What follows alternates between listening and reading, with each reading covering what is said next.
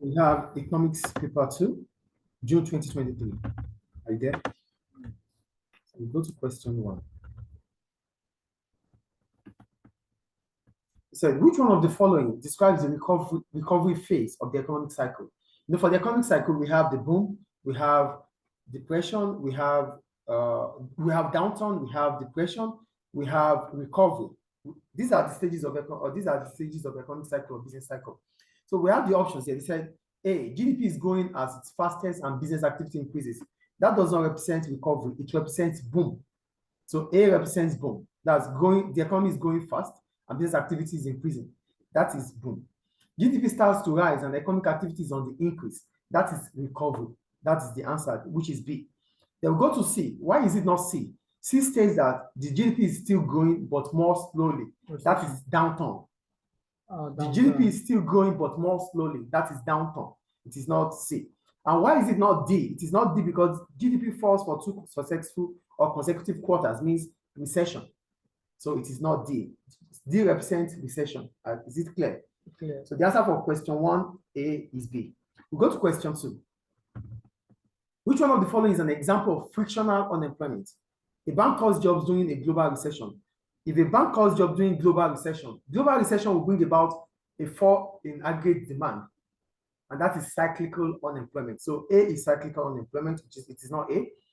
Workers are unemployed whilst waiting to start a new job. That is the answer. It is frictional unemployment or temporary unemployment. So you can call it frictional or temporary unemployment, which is the unemployment that occurs when leaving a job to seek for a new one. It is frictional or temporary. So they might write temporary in the next exam, not frictional. Is it clear? Yeah. C. So the answer is B. So we'll go to question C. Option C. Fewer workers are employed on fruit farm in the winter months. That is seasonal unemployment. And D, factory workers lose their jobs as more machines are used. That is structural unemployment. Is it clear? So I've analyzed the kind of unemployment we have, which is clear now, right? Yeah. So the last one is structural. Any question about that? Yeah. So go to question C. What is meant by the term exports? Exports are the sale of goods and services to foreign customers. The sale of goods and services to foreign customers. Is it clear? Yeah. We move on to D. What is meant by the term globalization? When we talk about globalization, it is what? It is the increasing interconnectedness between different economies. Increasing interconnectedness between different economies or countries. That is globalization. Is it clear? Yeah. So we'll go to question E. Calculate how much the average price level increased between 2018 and 2021. To calculate the average price level, it is the current year price level minus the base year price level in percentage. So it is 105.4 minus 100, which is 5.4 in percentage. Is it clear? Do you get that? That's the answer anyway. So go to question F. Are you there? Yeah. Using the diagram below, draw the effect of a decrease in UK exports to the US on the equilibrium exchange rate of UK pounds. Label the new UK curve. So here there's a decrease in exports. So a decrease in exports to the US will mean that the quantity of goods to the US will reduce. And if the quantity of goods to the US is reducing, that means from the UK, that means the demand for the pounds will reduce. Yes or no? Yes. Because right now it means that the US is not exporting from UK anymore. So the demand for UK pounds would reduce.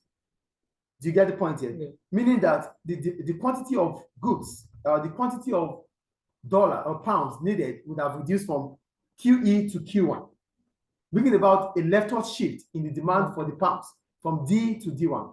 As a result, there will be a fall in the value of the pounds from ERE to ER1. Is it clear? Mm. Any question about that? Mm. So this is the graph representation of it.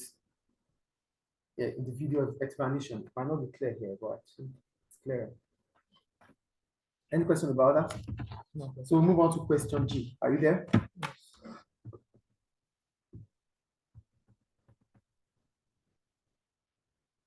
Question D.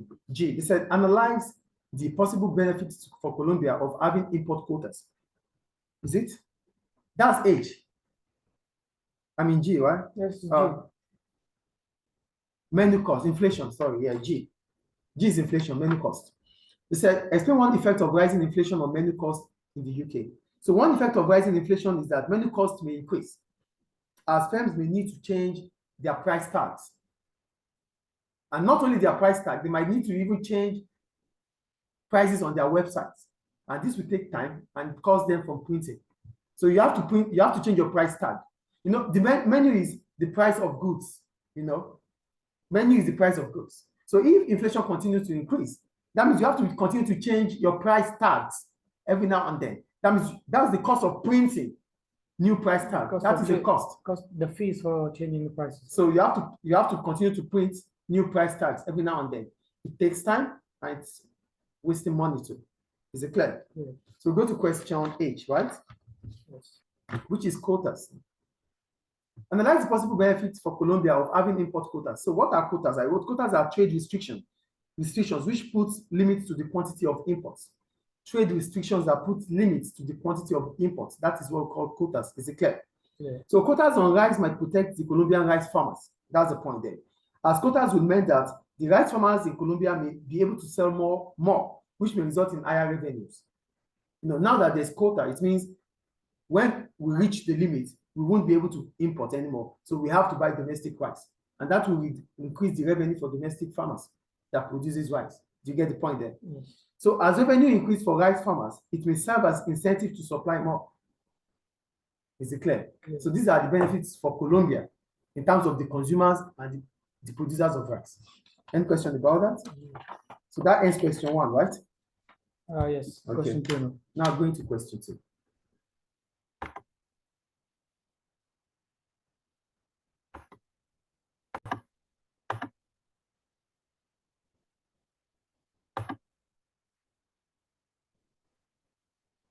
So continue. It's question 2 now, right? Okay. Yeah.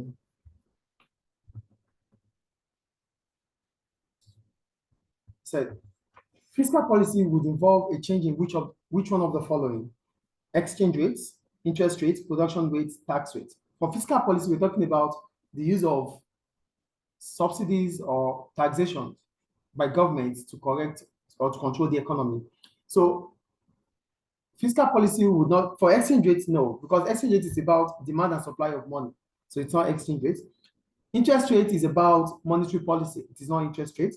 Production rate is based on output. It is not production rate. It's about tax rates, because we said fiscal policy is use of taxation or government spending to correct the economy by the government. Is it clear? Yeah. So the answer is D. Clear? So go to question B. A saving account has 5,000 euros in it at the start of the year. If the interest rate is 2%, what is the total amount in the account at the end of each year? So we have 5,000, which is the principal. The interest is 2%, and 2% of 5,000 is 100. And the amount is principal plus interest. That's the formula for amount, principal plus interest. So the interest is 100, and the amount, which is the principal, is 5,000. So 5,000 plus interest is 5,100. So the answer is D. Is it clear? Okay. Question C. State one role of a central bank. Central bank is the apex bank. So one of its role is the lender of last resort. And when we talk about the lender of last resort, it means this is the bank that the country would go to when the country or the government of the country does not have anywhere to go in terms of money supply. That's why I call them the lender of last resort. They are also the bankers bank. When we talk about being the bankers bank, it means they are the banks that regulate for commercial banks and other banks. That's why I call them bankers bank. They provide for them. Yeah, they regulate their affairs. Also, they set the interest rates. So the interest rate of the country, which is the price of borrowing, the cost of borrowing, and the reward for saving, is decided by the central bank of the country. So these are their rules. Is it clear? Any question about that? No. Though we have to answer, we just have to mention one, but I have to mention 3 at least to have it in mind. And what their meanings are. So we'll go to question D. What is meant by the term current account surplus? Current account surplus occurs when the value of export exceeds imports. Current account here. The value of export exceeds imports. Clear? Okay. You got that, right? Good. We go to question E. It said, explain one impact education and training may have on inequality and poverty. So I start with this. Education and training improve the skills and knowledge of people, which means they may become employable. As a result, may seek better employment, which may raise their level of income and improve their living standards. This may reduce inequality and poverty. Is it clear? Yeah. Good. Go to question F. Are you there? Yes. In 2021, the case study is there anyway for people to read. Let me just reduce it. Okay, great. So they said, using the diagram below, draw the effect of introduction of the subsidy on the equilibrium price and quantity of electric vehicles. Label the new curve, the new equilibrium price, and the new equilibrium quantity. First, subsidy. Subsidy is a financial help from government, which may reduce the cost of production and the price of consumption. In this case, subsidy will reduce the cost of producing electric vehicles. As a result, the quantity will increase from QE to Q1, and shifting the supply curve rightward from S to S1 and the low equilibrium price at P1. Is it clear? Yeah. Good. Go to question G. Are you there?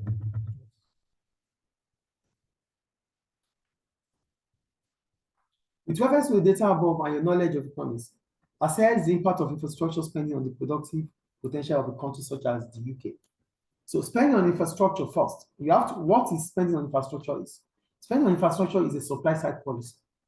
And when we talk about supply side policy, these are government policy to boost the productive potential of an economy, to boost production or to boost the economy, or to increase economic growth. That is what subsidy is about. So yeah, I was spending on infrastructure is a supply side policy. That's the first point. So spending on infrastructure may increase the productive potential of a country. According to the data here, the UK government is spending on super fast broadband to add to rich areas. So government is trying to subsidize or spend on these areas that are hard to reach. Do you get it here? Yeah. So what does this mean? This spending may increase the distribution of goods and services in those areas that are hard to reach. This is a niche. A niche? How niche? I'm asking you what it. No, you wouldn't use niche here. Because this is basically government spending on areas that are hard to reach. That means these areas are not accessible in terms of transporting there, in terms of mobility. That's why they call them hard to reach. They are not accessible. Maybe there's no transportation link between these areas. So that is what the UK government is spending on those areas. So spending on those areas means that they become accessible in terms of movement of goods and services around there. Yeah. Do you get the point? Yeah. So I wrote, this spending may increase the distribution of goods and services in those areas, making them accessible to people in such region, better living standards. Clear?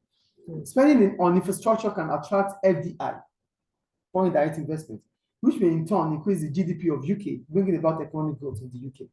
Clear? However, there's an opportunity cost for spending on infrastructure, as the government may not be able to finance healthcare, education, or strategic areas that need financing. Do you get the point here? Yeah. This is government spending. Okay. And any government spending will bring about opportunity cost, because the government is spending the scarce resources, or government is spending taxpayers' money. Tax revenue. Tax revenue. So it means there's always going to be limits to what it can spend.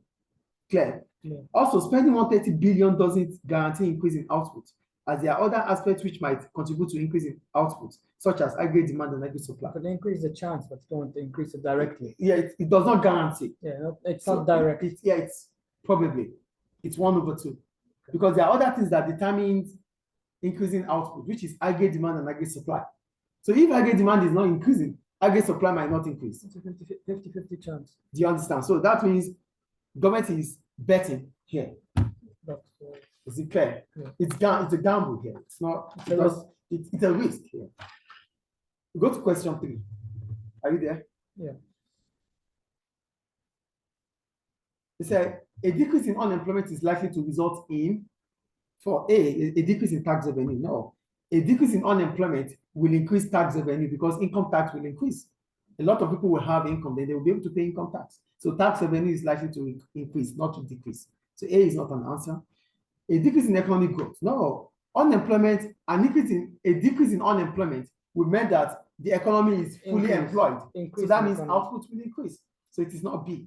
C, an increase in inflation. Yes, because unemployment has a direct link with inflation.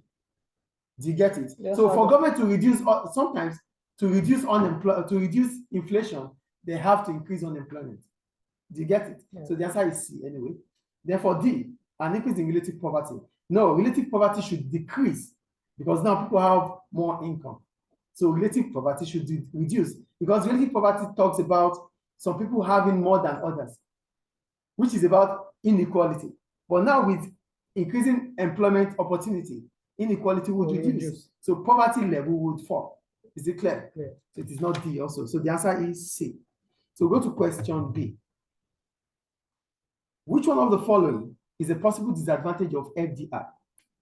Increased level of skills. That is a benefit of FDI because they will come up, they will train your workers, they will train domestic workers. So it will improve their skills. Okay. It's a benefit. Greater environmental damage. That is the answer because they will use resources and they will cause pollution. So the answer is B.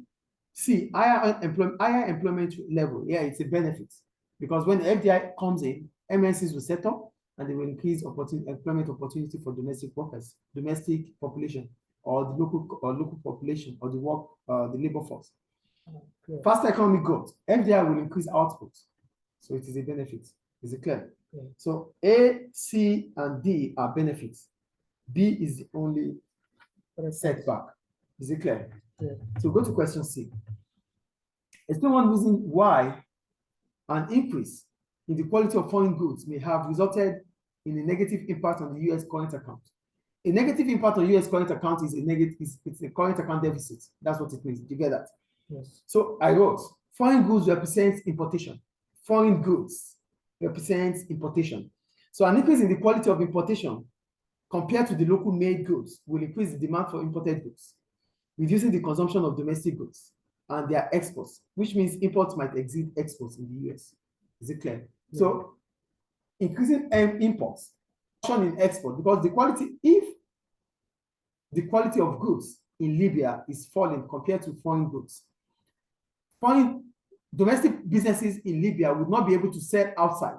Export will reduce, and domestic consumers will buy more from outside, which means imports will increase, bringing about current account deficit or decline in current account. Is it clear? Clear. Good. We go to D. With reference to the data above and your knowledge of economics, analyze the disadvantage of free trade for UK firms. First, what is free trade? Free trade is the movement of goods and services in and out of a country without restriction. That is free trade. Is it clear? So according to the data, the UK has agreed to end 99% of tariffs on importation from Australia. So what is the consequence of this? The consequence is that the UK firms may face greater competition from Australia firms, which may be able to sell at reduced price due to lower cost of production in Australia, reducing the revenue for domestic firms in the UK. Clear? Yeah. And that is not the only problem there. Another problem about it is that it means the UK government would not be able to protect infant industries, which means they might shut down with increasing competition from Australia. Is it clear? Yeah. We move on. Question E. Are you there? Yes.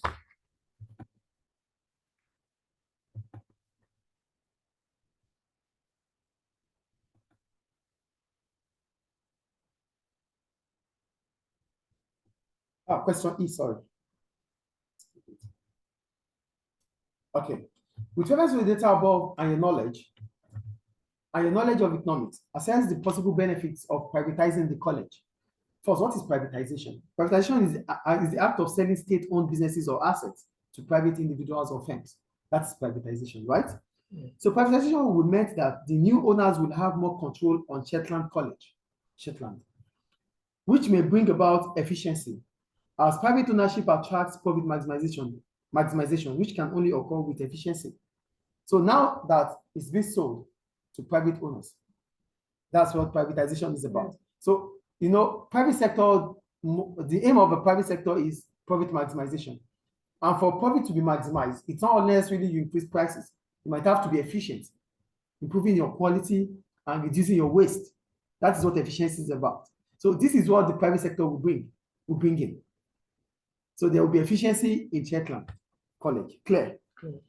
Privatizing the college may also increase the number of courses available to students, which may in turn attract more students, bringing about higher revenue for owners. private sector businesses, what they think about. Let's forget about the college now. Even the college, Profit maximization. yeah. So everything they think about is how to increase their revenue. And to increase revenue, sometimes you might need to diversify. Diversifying means bringing more courses to Shetland College, and that might increase revenue. Is it clear? Yes. Privatization may also increase competitiveness, meaning competitive pressure may reduce school tuition, the fees they pay for students, and improve the quality of education in Shetland. Clear? Yes. However, it is noted that Shetland College is the only further education college located in Shetland. Yes or no? Based on the case study. It's a niche. No. Why do you call it a niche? The word niche, why? Because it says here, it's, where is it? It's the only college. Yes, the only college. It's a monopoly. Monopoly, sorry, yeah, monopoly. Okay. Niche. That's a So it's fine. That's why we are doing it. That's what we are learning. We are learning here. So it is noted that Shetland College, based on the data, it is noted that Shetland College is the only further education college located in Shetland. This makes it a public monopoly. And most of the times, public monopolies often become private monopolies. That is the problem there. Is it clear? Yeah. Also, the privatization might bring about redundancy, as workers might be laid off, increasing unemployment in the region of Shetland. Clear? Yeah. Go to question 4. Are you there? Yes.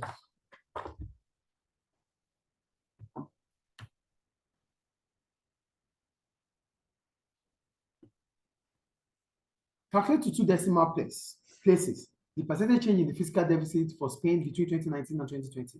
You are advised to show your working. So the percentage change is 2020 figure of value minus 2019 value divided by 2019 value multiplied by 100. So it is minus 123.07 minus 35.64 multiplied by 100 divided by 35.64. So it is minus 123.07 plus 35.64 divided by 35.64 multiplied by 100.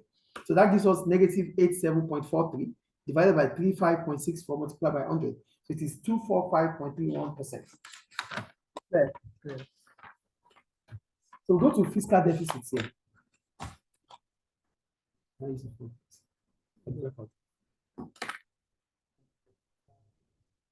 Should have storage. Hopefully. Hopefully. Yeah.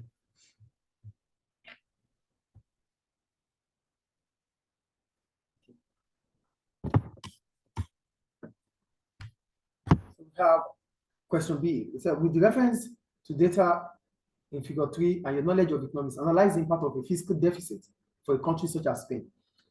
First, what is fiscal deficit? Fiscal deficit occurs when government revenue, that in taxation, are lower than government expenditure. That was when you were making the other day. We were talking about current account surplus and current account deficit. Yeah. So for fiscal deficit, it means government revenue in terms of taxation Yeah, I got it. is lesser than government expenditure. That means what is coming in for government is lesser than what is government is spending.